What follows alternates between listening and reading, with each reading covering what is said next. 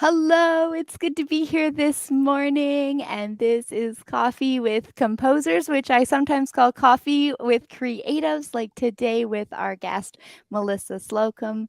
And we are giving you all a warm welcome. If you're here live, you can drop a hello in the comments, and we're going to get started talking about differentiated learning. So thanks for being here today, Melissa. Absolutely. It's my pleasure. Yeah, you bet. So, as we just warm up into this conversation, Melissa is a music educator. She works along students in all stages of musical growth and development. She's also a podcast host. You may have heard her on a podcast called Sounds of Encouragement, which is a real blessing in our music community. And she's a community builder in our music community as well through her business, leadership, and creative support for teachers. So we'll link up some of the ways that you can find out about Melissa, but we're diving right in to chatting about how you can transform your music studios by implementing differentiated learning strategies. So if you are here live, and I see our first audience is just coming in now. So if you've let us know if you've heard about differentiated learning before. We'd love to hear if that term is familiar to you or if that is a new term to you. So, Melissa, how would you, as we ease into this, how would you define differentiated learning for yourself? Yeah, great question. So for me, differentiated learning really comes from the research that I did. So my definition and how I understand it comes from the original material that Carol Ann Tomlinson published in about 2001 in her first book about differentiated learning and instruction. And so for me, differentiated learning has to do with how we adapt or vary several different things within the teaching and learning relationship. And Mm, those things are content, processes, environment, and product. And when we kind of take those apart and understand how those can be adapted for different students or different situations, it really helps us, I believe, as teachers make not only incredibly valuable connections with our mm, students, but it makes their learning come alive. And it means that their learning is so much more valuable to them as learners mm. because something that we have been able to adapt is something that they can really absorb and they can really hold on to. And it becomes not like a core memory, but it becomes core learning. And Mhm. that's kind of what I think we're all after in a lot of respects with what we teach. Yeah, I love that when I first heard the term differentiated learning, like I was just thinking of, adapting what I did to meet students where they were, essentially. But I love how you really define it. You define the just different nuances of that, and then also the value it brings to students and the richness that happens in their learning environment because of that, and how involved they are with learning. And I think as teachers, we're here as a community of teachers today. So thanks for being here in the audience. I think we all share that. We all want to see students motivated, inspired, and building a joy in music. But I love how you're able to unpack that and provide that more clarity. So I love that. So today, what was your shift to using differentiated learning strategies in your own studio? Was it a gradual one, or was there like that moment that brought this kind of learning strategy to mind for you? Yeah, I had that big moment. I had Yeah. the, kind of the meltdown. I Oh, was burned out. yeah. This was back in like 2013, 2014, 2015. Yeah. I was burned out. I had a revolving door. I had students who would come and stay for a couple of years and then they would leave. I had trouble motivating them to practice. Mm, I just didn't have good client retention rates. Everybody loved me, and parents would say, "Oh, yeah. my child loves you. They love coming here, but we're just not so much into piano anymore." Hmm. And I felt like, wow, I must be doing something really wrong, or I'm just not doing enough right. And I was feeling like I'm competing with like the local school of rock opened up, and I'm like, oh, Yeah. everybody wants to go learn keys, on keyboards, and they want to play in a band. And I just really felt like, wow, I'm not retaining people. I've got this revolving door. I'm always having to recruit and advertise that I'm accepting students, and that takes a lot of energy to onboard. I feel like Yeah. I'm competing with other, businesses around, and it just didn't feel good. It just felt like, such a drain, right? On our energy and on our creativity, to feel like you're constantly having to go out and get new students, constantly having to advertise, constantly trying to onboard. And I was spending all this energy trying to be the fun teacher and do the games and do all this stuff. And like, all that's great. But at the same time, I I was think something missing because I'm clearly, as much as I'm connecting with students personally, mhm. I am not getting them to engage with music and with piano the way I really want them to. So I had to take a look around. I had to kind of see like what else is out there that I'm missing. And I looked at a lot of different things. And then I started to look at, I have two children, and at the time they were both in middle school, one going into high school. And my high schooler, I realized, oh, they have these pathways in high school where you can Mhm. kind of already start to, take classes along a pathway. So if you're really on a science Okay. pathway and you want to do environmental science, you can do an environmental science pathway. Mhm. If you're really into health and medicine, there's a whole health and wellness and medicine track in high school in our Yeah. local school system. I thought, why can't we do that with music? Why can't we do Yeah. that with piano? Because it would seem like if somebody really wants to do pop music, they should be able to do pop music without it just being like, oh, well, we have to do method book first and get Right. you through 3 levels, right? Yeah. Before you're allowed to play pop music. Yeah. Or, if I have somebody who really is a great songwriter, I want them to Mhm. be free to write their own songs or to Yeah. compose and explore that exclusively without being like, well, we only have 5 minutes at the end of every lesson to Yeah. compose because Yeah. we have to get through the method book, right? So I was feeling like there has to be a better way. And so as I was doing my research and I bumped into differentiated instruction quite by accident, Mhm. that was when the light bulb moment happened. And I went, okay, if the high schools can do it, and if this is out in the public schools, I can do this. I can adapt this Wow. material to private studio situations. And so that first year, I put together this whole thing for parents and said, here's what I'm introducing. Your child can come in. We can talk about what their goals are and what they want to accomplish. And then we will find a pathway that matches up or goes alongside that goal. Mhm. And so what I did is I kind of knew what goals, what things would be most attractive to students. And I knew a pop pathway would be Yeah. awesome. That I have a lot of students who'd want to play pop music. I have a lot of students who compete in federated, the NFMC competitions and festivals and MTNA festivals or other music competitions or festivals. And so I developed just a pretty standard classical and competitive pathway for students because they were already doing that anyway. Yeah. For students who wanted to compose, a composing pathway. For students who wanted to study blues and jazz, I created that pathway. Wow. And what we did that first year is we all said, hey, let's just try it and let's experiment with it. And you know what? The parents loved it. And I actually had a parent at the time whose daughter was taking lessons with me, budding young actress. And I Yeah. said, we can create a custom pathway if you want a custom pathway for her, because I know Yeah. she's doing auditions for shows and she's, an actress. What if we did like a Broadway, pathway and Yeah. learned Broadway tunes, learned how Oh. to transpose, learned how to accompany herself. And the mom lit up and the daughter lit up and the mom looked at everything, and she's an educator. She's Yeah. actually, one of the principals now at one of our local schools, and she said, this is differentiated instruction, right?" Mm. And I said, "I do." And Yeah. she said, "This is phenomenal what you're doing. I love that you're doing this in your studio because I'm all about this in our own schools, Yeah. and I'm so glad to see that you're doing this."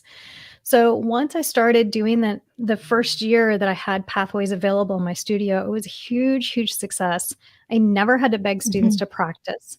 I didn't lose any students that year, Wow. none. not a single one. Everybody came back for the following year, and everybody was just happier. I was happier, the students were happier, parents were thrilled because their students were practicing at home without them fighting about it, Yeah. and it was just that whole transformation. It all kinda happened at once, but I decided, what do I have to lose, Yeah. right?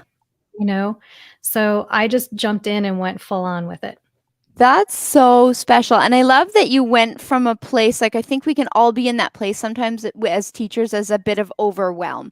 You know, you have all these students, it's a bit different than a classroom, there's big challenges with classroom teaching, Yeah. but individualized teaching can sometimes leave you more scattered because 'cause you're Mhm. working with students of often of all levels. I know you also teach advanced students and tiny Yeah. beginners like myself. If you're here in the audience, let us know too if you're teaching a wide variety of students. Like, what levels are you teaching the most lately? And what are some of your kind of not as often explored levels? Like, do you have some really high level student or some improvising students or things like that? So, I love that you went from this place of overwhelm and just feeling almost threatened to by some of the competition that just Yeah. seems fun and engaging, but instead of like staying in that place, you, like a great leader, thought, hey, I can actually transform this experience for my students as well as yourself. And I think Mhm. that's huge because we want to be as teachers in places that are life giving ourselves as well. Like, build into our students' lives, but be in places that don't leave us perpetually overwhelmed and unprepared.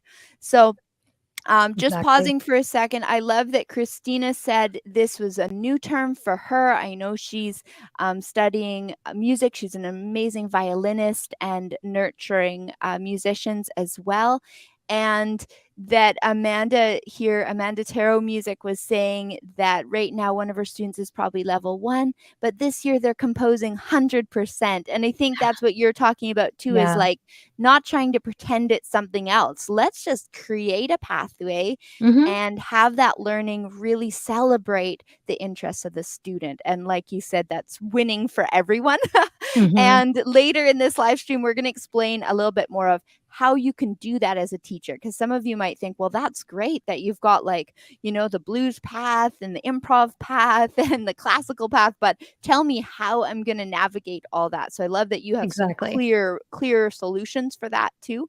Yeah. Um, and Amanda was saying too, she loves that simplified way of creating pathways. And I love that too, Melissa. I think that even just that word for me is going to impact my work alongside students because I'll be thinking I don't have to resist my thoughts of, like, you say, like, oh, we're detouring out of this lesson book, or we're not keeping up with what my sideline plan was for them. We're actually creating a pathway for them. And that is Yeah. incredible. And the beauty of it, I think, for us as teachers is I use the word permission. I'm Hmm. gonna give everybody permission Yeah. to do whatever you need to do to meet your students where they're at in Yeah. the music they love and in the skills that they wanna learn.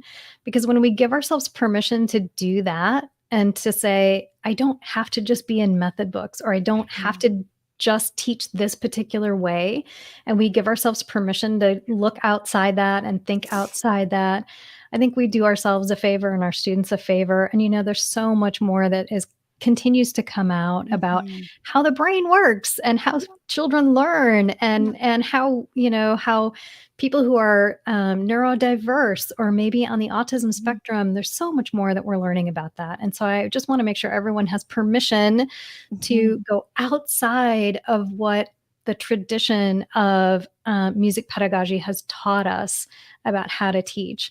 They're great standards, there's Mhm. great pedagogy out there, but sometimes it's okay to go outside that, and I hope you'll give yourselves permission, and I hope this is one step in giving yourself permission to think differently about how we teach.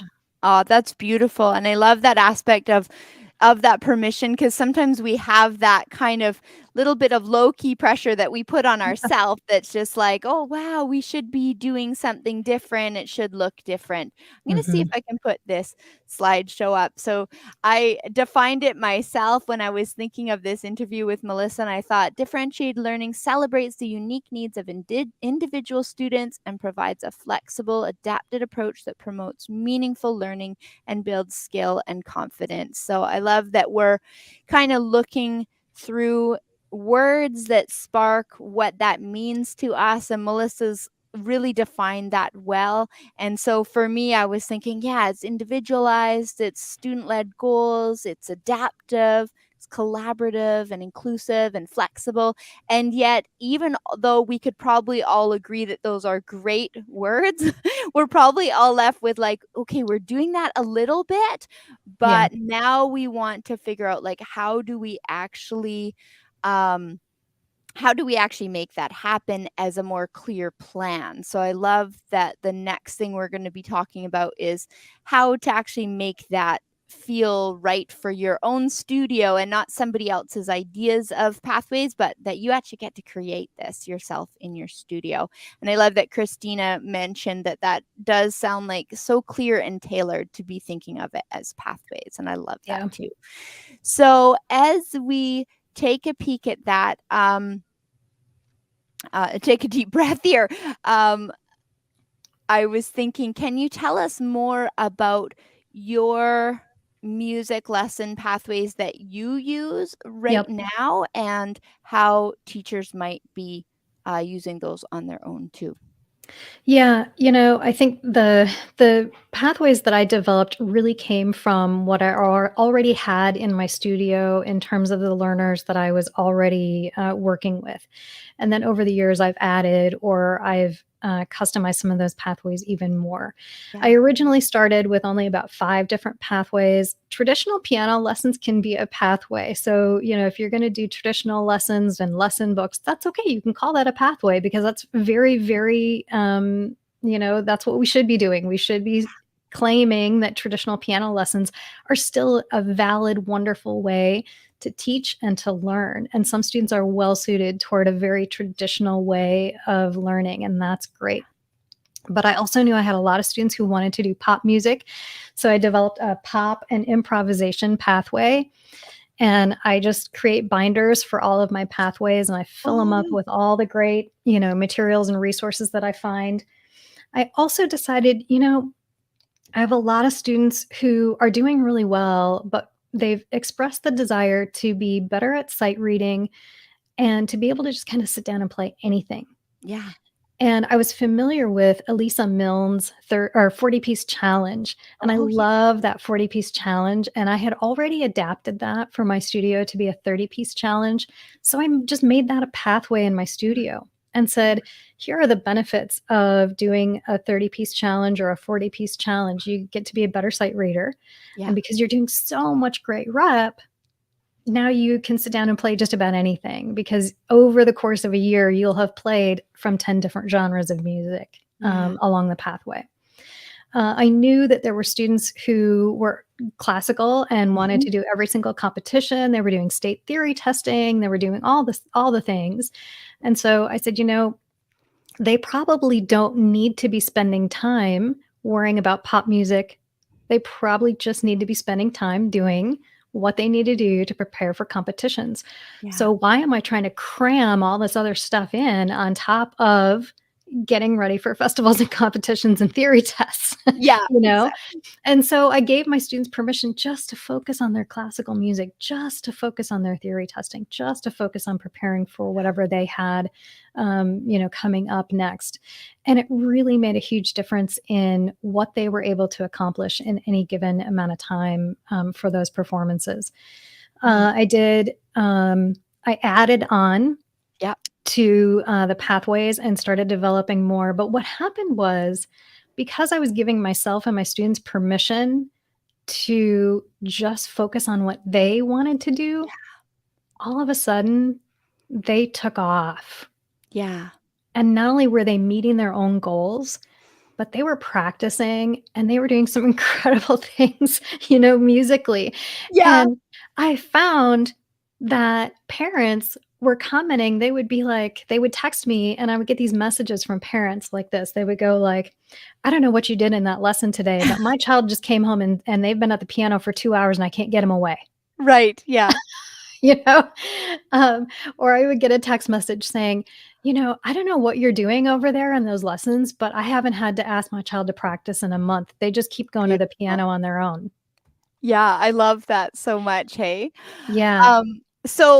As we just address our audience, and I love the pathways that were really effective in your studio, and I was just thinking of our audience here, and let us know either if you're a pianist yourself and listening in as a student or pianist, what pathway do you envision that you are on? So I think sometimes we're actually on a pathway, we just haven't defined it. So that Mm, was an interesting ponder. And if you're here as a teacher, what pathways can you envision your studio nurturing? What suits ideas and interests of your students that you're working with currently? I know for myself, if I was to think about it, I would say, okay, I actually do have a lot that are on an improvising pathway. I have some that are on a composition pathway, and mhm. sometimes I find my improv and my composition is a similar path because you Absolutely. sometimes are improvising to get composing. And I do have some on a more classical pathway that are going towards exams. And I am starting to have some that are on a pop music or games music sort of pathway. So I love that we can kind of think about, oh, and maybe there's a pathway that I haven't defined yet. Like you're saying that you might do something like the sight reading challenge. I love Yeah. that reminder that that can be a pathway. Let's just learn a massive amount of repertoire. Let's just dive in. Mhm. So that's really cool.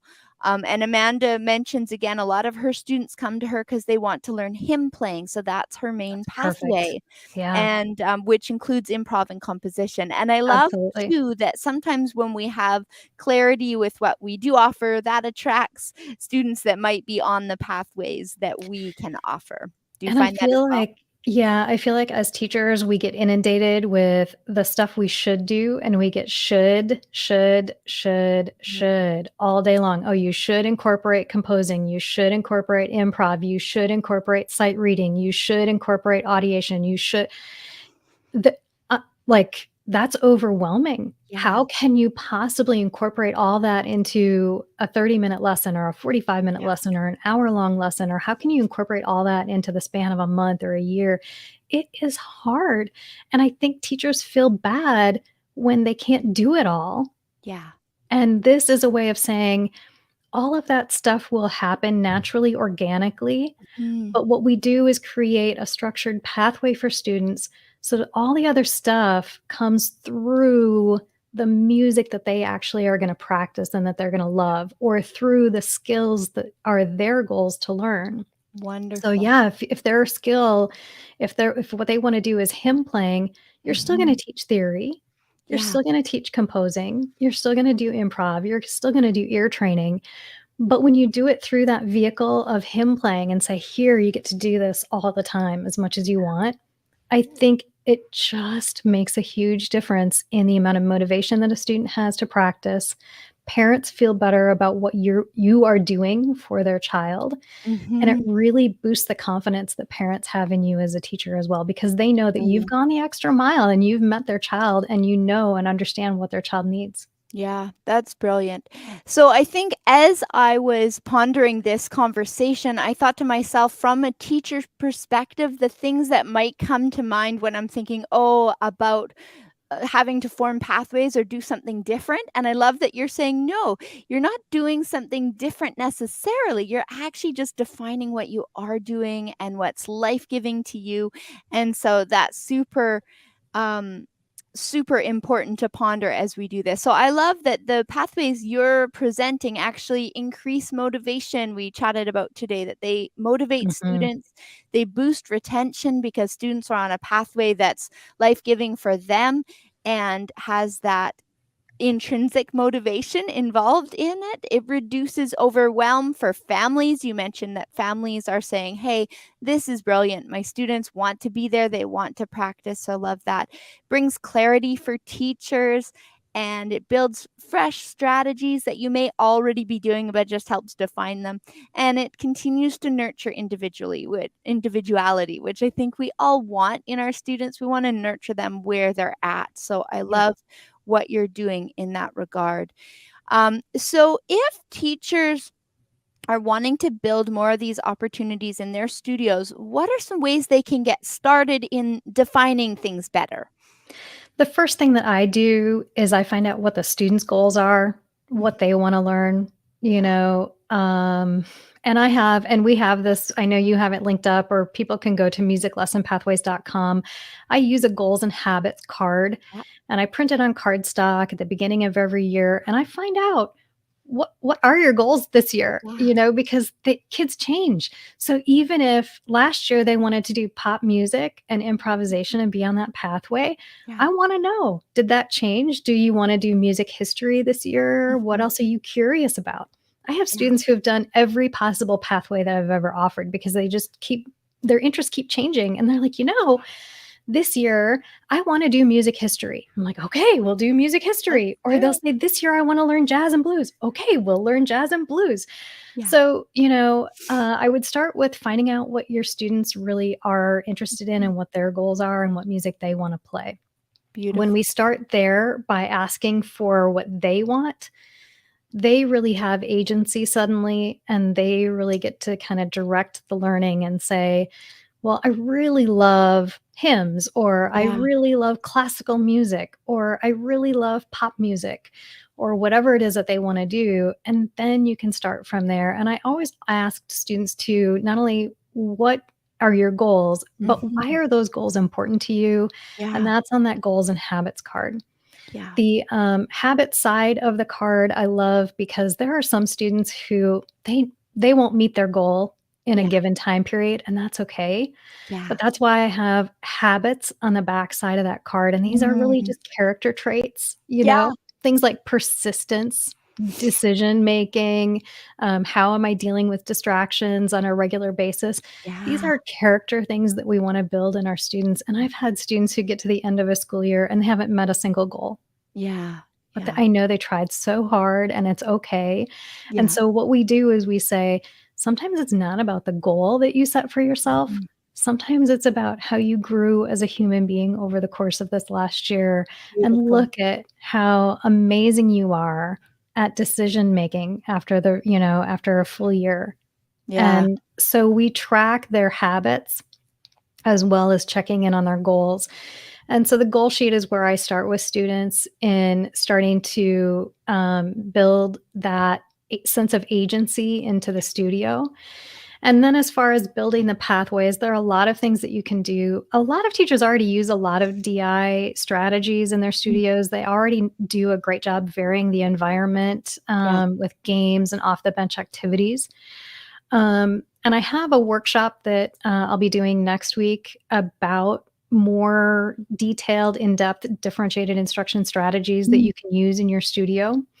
But I really would start with the students and what they need and work from that to develop whatever it is that your students need. Yeah. I love that right away we start simple. We start without overwhelm to the teacher and that you have a free PDF for this. Yep. I'll put it as a top link in the comments and I'll add it to the video's description afterwards. It's on Melissa's website and it's not a collector of emails or mailing list or Nope. anything. It's just a free PDF. Yep. And what I love too that you addressed that Taro and I had spoken about was that you also address kind of our habits to get to the goal, but you Mhm. also honor the individual strengths of the student in front of you and their individual challenges. So I love that in creating these pathways, you're really honoring the person in front of you. And what a beautiful way to do lessons and work alongside people long term. You get to nurture these people in front of That's you. what drives the retention. It Yeah. really does. We know that relationships equal retention Yeah. in large part. And so when you make those connections with students, when you honor who they are and Mhm. what they want to learn, they want to come back for more. They want to Beautiful. spend more time with you. Yeah, that's just So beautiful. And I love that you summarize it well. It gives us all hopefully a little spark of like, oh, I could do this and I could create something special, whether it's just doing the PDF together with your students or whether it's moving into Melissa's courses, for instance. They have it all highlighted and different pathway ideas and how to really unpack that in your studio. So, no matter what way you start, I hope this brings some inspiration and just fresh thoughts, which is encouraging as we kind of lean into professional development. Or if you're a pianist and composer here today, it's neat to hear how teachers might be using your materials, which I think also I'm seeing lots of composers creating thematic materials. And I love that because it works Mhm. perfect for a pathway that you're like, hey, we're on the video game pathway. And I noticed Chrissy Ricker just put Mhm. out video game packages that someone could actually do video theme music as Yes. a pathway, and it's all there, it's all at the same level. So I love that this Yes. gets us thinking in community about this, which is so super cool. Absolutely. Yeah.